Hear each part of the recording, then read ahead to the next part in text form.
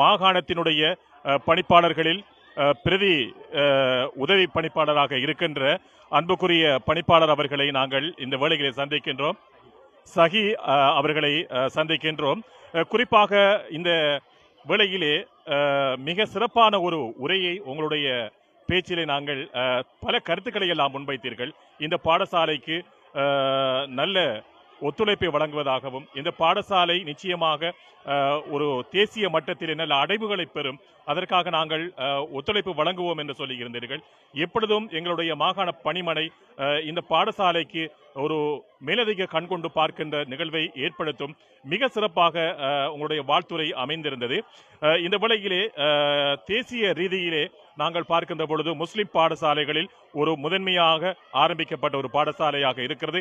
1928களில் ஆரம்பமான பாடசாலையாக இருக்கிறது. இந்த பிராந்தியத்திலே ஒரு சிரேஷ்ட தரம் வாய்ந்த கல்வி அடைவு மட்டங்கள் இணைப்பாட விதான செயற்பாடுகளில் எல்லாம் முன்னேற்ற அறிக்கையை காணக்கூடியதாக இருக்கின்ற ஒரு பாடசாலைக்கு இன்று நீங்கள் வருகை தந்து இந்த விடயங்களை எல்லாம் எங்களுடைய பாராளுமன்ற உறுப்பினர், கல்வி பணிப்பாளர்கள், உதவி கல்வி பணிப்பாளர்கள் சகிதம் பார்வையிட்டுக் கொண்டிருக்கின்ற வேளையிலே பல்வேறு விடயங்கள் உங்களுடைய மனதை தொட்டிருக்கும். இந்த நிகழ்வு பற்றி நிறைய விடயங்களை ஏனைய பாடசாலைகளுக்கெல்லாம் நீங்கள் சென்று வருகின்ற ஒருவர், இதனோடு தொடர்பாக இருக்கின்ற உங்களுக்கு இன்றைய இந்த நிகழ்வு எத்தகைய மனதில் உங்களுடைய உள்ள கிடைக்கைகளில் இருக்கின்ற விடயங்களை எங்களுக்கு வெளிக்கொணர வேண்டும் என்று நாங்கள் இந்த சந்தர்ப்பத்திலே பாடசாலை அதிபர் சமூகம் சார்பிலே எதிர்பார்க்கிறோம். முதலிலே அனைவருக்கும் அஸ்ஸலாமு அலைக்கும். உண்மையிலேயே இந்த நிகழ்வானது மிக சிறப்பான முறையிலே ஒழுங்கமைக்கப்பட்டு கொண்டிருக்கின்றது.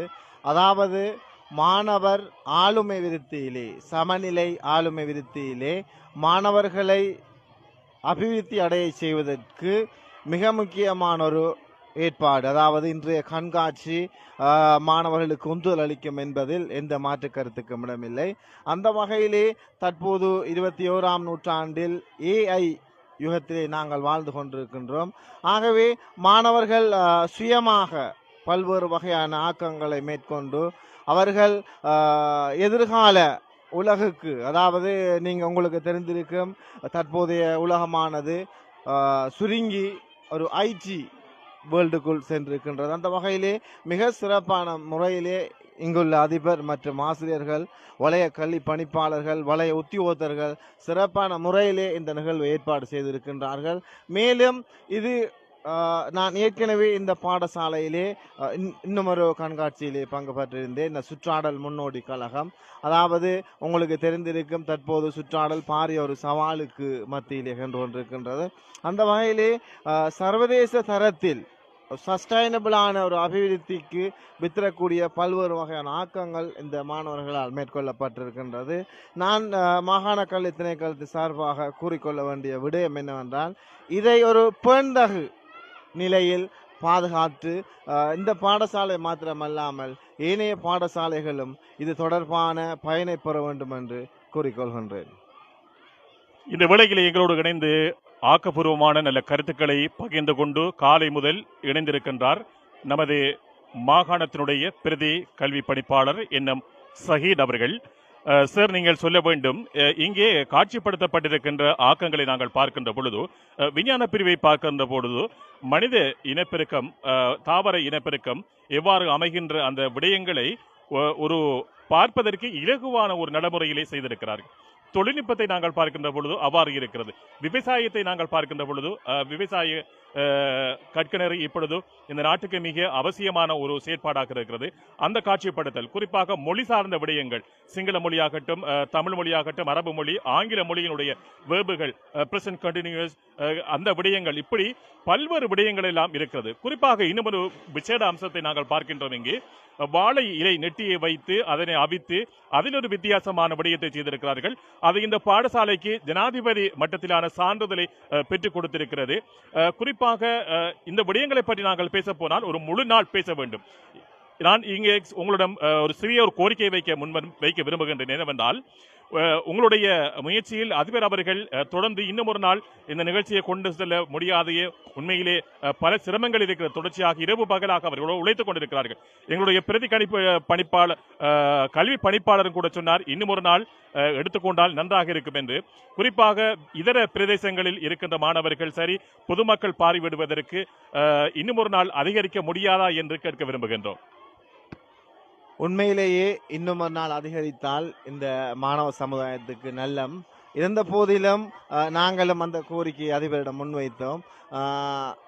ஏற்கனவே முன்னேற்பாடு செய்வதற்கு ஒரு 2 வாரங்கள் மாணவர்கள், ஆசிரியர்கள், அதிபர், சமூகம் இதற்காக பாடுபட்டிருக்கின்றது. தற்போது 2 நாட்கள் தொடர்ச்சியாக மாணவர்கள் பார்வையிட்டுக் கொண்டிருக்கின்றார்கள். அது மாத்திரமல்லாமல் கூடுதலாக பெண் மாணவிகளை கொண்ட ஒரு பாடசாலை. ஆகவே அதிபர் அவரின் விருப்பத்துக்கு அமைய இன்றுடன் மாலை 6 மணியுடன் நிறைவு செய்து கொள்ளலாம் என்று அவர் கருத்து முன்வைத்திருக்கின்றார். இருந்த போதிலும் ஏற்பாட்டு குழுவின் முடிவுக்கு நாங்கள் இணங்கிக் கொள்வது சிறந்தது என்று நான் நினைக்கின்றேன். நிச்சயமாக சார், இன்னும் ஒரு விடயத்தை நாங்கள் சமூகம் சார் ஊடகம் என்ற அடிப்படையிலே இந்த கிழக்கு மாகாண சபையிலே பல்வேறு விடயங்களை எல்லாம் இந்த கல்வி சமூகத்துக்கு நீங்கள் ஆற்றி வருகிறீர்கள். மாகாண பணிப்பாளர், பிரதிக்கல்வி பணிப்பாளராக இருக்கின்ற, உதவி பணிப்பாளராக இருக்கின்ற நீங்கள் செய்து வருகிறீர்கள். குறிப்பாக இந்த பிரதேசத்திலே ஒரு சிரேஷ்ட பாடசாலையாக இருக்கின்ற எமது மஷ்ஹர் பெண்கள் உயர்தர பாடசாலைக்கு உங்களால் முடியுமான பங்களிப்பை வழங்கிக் கொண்டிருக்கிறீர்கள். எதிர்காலத்தில் மேலும் வழங்க வேண்டும் என்று பௌதிக வள பற்றாக்குறை இருக்கின்ற விடயங்கள், பாடசாலை மாணவர்களுக்கு இவ்வாறான கண்காட்சி கூடங்களை அமைப்பதற்கு பல குறைபாடுகள், நிதி வசதியெல்லாம் போதாமல் இருக்கிறது. இந்த பாடசாலை சமூகம் முன்வைக்கின்ற, அதிபர் ஆசிரியர் குழாம் முன்வைக்கின்ற கோரிக்கைகளுக்கு மாகாண மட்டத்திலே இருந்து நீங்கள் காத்திரமான பங்களிப்பை செய்ய வேண்டும் என்று நாங்கள் உங்களிடம் அன்பாக இந்த கோரிக்கையை விடுக்கின்றோம். உண்மையிலேயே வலய மட்டம், மாகாண மட்டங்களில் பல்வேறு வகையான அனைத்து பாடசாலைகளுக்கும் இவ்வாறான பௌதிக வளம் மற்றும் ஏனைய வளங்களில் மனித வளம் போன்றவற்றிலே பல்வேறு வகையான உதவிகளை மாகாண மட்டத்திலே மாகாண கல்வி திணைக்களம், கல்வி அமைச்சு வலய மட்டத்திலே செய்யப்பட்டு கொண்டிருக்கிறது. அந்த வகையிலே அவர்களின் கோரிக்கைகள் வைக்கின்ற போது பொதுவாக வலயத்தினூடான கோரிக்கை மற்றும் மாகாணத்தினூடான கோரிக்கைகளுக்கு சிறந்த பதில் கிடைக்கும் என்று நினைக்கின்றேன். நிச்சயமாக இன்னும் ஒரு விடயம் இருக்கிறது. இந்த பாடசாலையிலே ஆங்கில கல்வி இப்பொழுது மிக முக்கியமான, இன்றியமையாத ஒன்றாக மாறிவிருக்கிறது. கணித விஞ்ஞான பாடங்களுக்கு ஆசிரியர் பற்றாக்குறை இருக்கிறது. வெளியூர்களில் நிறைய ஆங்கில ஆசிரியர்கள் எல்லாம் இருக்கிறார்கள். குறிப்பாக இந்த ஆசிரியரை எல்லா பாடசாலைகளுக்கும் வழங்க வேண்டும் என்ற ஒரு பாரிய பிரச்சனை உங்களுக்கு இருக்கும். இருந்தாலும் எமது பாடசாலைக்கு ஆசிரியர் பற்றாக்குறையில் நீங்கள் ஒரு பார்வை செலுத்த வேண்டும் என்று நாங்கள் எதிர்பார்க்கிறோம். பொதுவாக கிழக்கு மாகாணத்தை பொறுத்தளவிலே ஏனைய வளங்களை விட கல்முனை வலயத்திலே போதுமான வள ஆளணியினர் காணப்படுகின்றார்கள். அந்த வகையிலே உள்ளக சமப்படுத்தல்கள் மூலம் அதை நிவர்த்தி செய்யலாம் என நான் நினைக்கின்றேன். இந்த விடயத்துக்கு பிரத்யோகமாக இன்னும் ஒரு விடயத்தை உங்களிடம் உதவி பணிப்பாளர் என்ற அடிப்படையிலே, கல்வியோடு சம்பந்தப்பட்டவர் என்ற அடிப்படையிலே நாங்கள் கேட்க விரும்புகின்றோம். நம் நாட்டினுடைய பிரதமர் ஹரணி அவர்கள் ஒரு கல்வி சீர்திருத்தத்தை மேற்கொள்ளவிருக்கின்றார். குறிப்பாக 1ஆம் ஆண்டிலிருந்து 6ஆம் ஆண்டு வரைக்குமான பாடத்திட்டங்கள் எல்லாம் மாற்றி அமைக்கப்பட போகின்றது. நிறைய புத்தகங்களை மாணவர்கள் சுமக்கிறார்களே என்ற குறைபாடெல்லாம் நீக்கப்படவிருக்கிறது. இலங்கையினுடைய கல்வித்தரம் சர்வதேச தரத்தில் மிக உச்சத்திலே இருக்கிறது என்று சொல்ல வேண்டும். குறிப்பாக இந்த புதிய கல்வி திட்டம், அதற்கான ஏற்பாடுகள் எல்லாம், வரைவுகள் எல்லாம் நிறைவு பெற்றிருக்கிறது.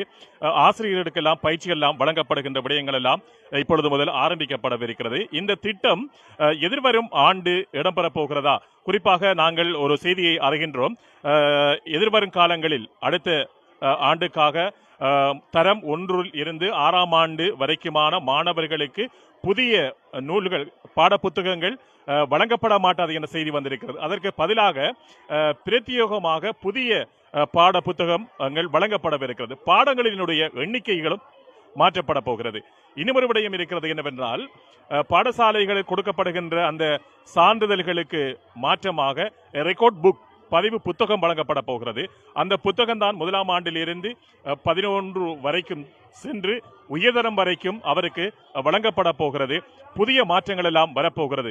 இப்பொழுது உங்களுடன் நாங்கள் அறிய விரும்புவது என்னவென்றால், இந்த புதிய மாற்றம் எப்பொழுது ஆரம்பமாக இருக்கிறது, அதற்கான ஏற்பாடுகள் எல்லாம் நடந்திருக்கிறதா? பலர் சொல்லுகிறார்கள் காலதாமதம் ஆகும் என்று சொல்லுகிறார்கள். சிலர் உடனடியாக இது அமல்படுத்தப்பட வேண்டும் என்று சொல்லுகிறார்கள். பாடசாலை மாணவர்களோட நேரமும் முதலாம் ஆண்டிலிருந்து 6ஆம் ஆண்டு வருகின்ற மாணவர்களுக்கான நேரம் 2 மணியாக மாற்றப்பட போகிறது. இத்தகைய சூழ்நிலையில் இது உடனடியாக சாத்தியப்படக்கூடியதா, அதற்குரிய ஏற்பாடுகள் நடைபெற்று வருகிறதா என்று ஒரு அறிவுபூர்வமாக வெளியிலே இருக்கின்ற இப்பொழுது முகநூலில் எல்லாம் இந்த செய்திகள் எல்லாம் பரப்பப்பட்டு வருகிறது, பேசப்பட்டு வருகிறது. அதனால் இந்த கேள்வியை உங்களிடத்திலும் தொடுத்திருக்கிறேன். உண்மையிலேயே மாணவர்களுக்கு மிக பொருத்தமான ஒரு கலைத்திட்ட மாற்றம் வர இருக்கின்றது. முற்றுமுழுதாக மாணவர் மைய செயற்பாடுகள் கூடுதலாக உள்ளடக்கப்பட்டுள்ளது. அந்த வகையிலே 2026ஆம் ஆண்டில் தரம் 1 மற்றும் தரம் 6க்கு முதலிலே இந்த கலைத்திட்ட மாற்றம் ஆரம்பிக்கப்பட இருக்கின்றது. ஏனைய விடயங்கள் தொடர்பாக பல்வேறு விடயங்கள் சமூக வலைத்தளங்கள் மற்றும் ஏனைய விடயங்களில் பகிரப்பட்டிருக்கின்றது. என்னை பொறுத்தளவிலே மிகவும் ஒரு சிறந்த ஒரு கல்வி முறையாக காணப்படும் என்பது எனது உலக தரத்துக்கு நிகரான ஒரு முறையாக இது கருதப்படுகிறது. ஆகவே இது தொடர்பான பல்வேறு பயிற்சிகள் நடைபெற்று கொண்டிருக்கின்றது. இதை ஆசிரியர்கள் மிக சிறப்பான முறையிலே பாடசாலை மட்டத்திலே நடைமுறைப்படுத்தப்படுகின்ற போது நாங்களும் சர்வதேச தரத்திலான கல்வியை பெற்றுக்கொள்ளக்கூடிய வாய்ப்பு காணப்படும். நன்றி சார். உங்களுடைய பெருமதியான நேரத்திலே எங்களோடு இணைந்து கீரல் சமூக தொலைக்காட்சிக்காக பல்வேறு தகவல்களை வழங்கி இருந்தீர்கள். உங்களை அன்போடு நாங்கள் வரவேற்று வாழ்த்தி விடைபெறுகிறோம். நெஞ்சார்ந்த நன்றிகள், வாழ்த்துக்கள்.